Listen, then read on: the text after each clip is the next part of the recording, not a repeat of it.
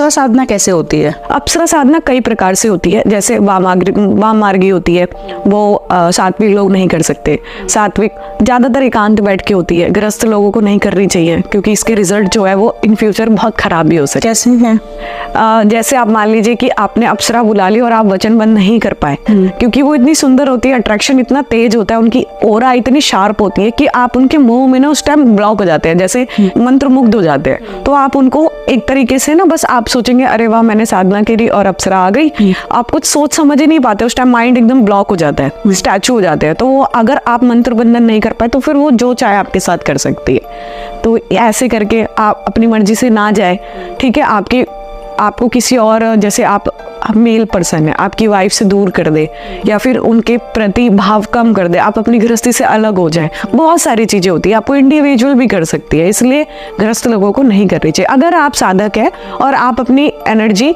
पूरी तरीके से काम एनर्जी रिलेटेड जितनी भी एनर्जी आप मैनेज कर सकते, संभाल सकते, तो आप कर सकते हैं। कैसे बुलाया जाता है, होती कैसे साधना? 21 दिन की साधना होती है। बेसिकली आप सटीक की माला से उसको करते हैं, हवन भी होते हैं उसमें, रोज घेरे बना के करनी होती है। जो सात्विक मैंने की थी वो लाल घेरा सिंदूर का बनाते हैं, उसमें कवच पड़ते हैं, कुछ राई के दाने लेते हैं, हाथ में फूंक मार के उसको आसपास भैरव कवच की तरह फैला देते हैं। जिस कमरे में आप, एकांत कमरा होना चाहिए, वहां लोग नहीं आने जाने चाहिए। साधना सुबह ब्रह्म मुहूर्त में की जाती है। आप 3:30 बजे से अपना साफ सफाई चालू कर दो, सारा श्रृंगार, मिष्ठान, इत्र, सब कुछ, व्हाइट कलर के फूल चढ़ते हैं। जैसे आप स्पेसिफिक कौन सी अप्सरा के लिए कर रहे हैं, मैंने उमा उर्वशी की थी, मातृ रूप में की थी। ये 3 प्रकार से होती है, प्रेमी भाव में, प्रेमिका भाव में और सखी भाव में और मातृ भाव में। तो मैंने एज अ दर्शन की थी कि देखूं सच में कुछ एक्सपीरियंस होता है।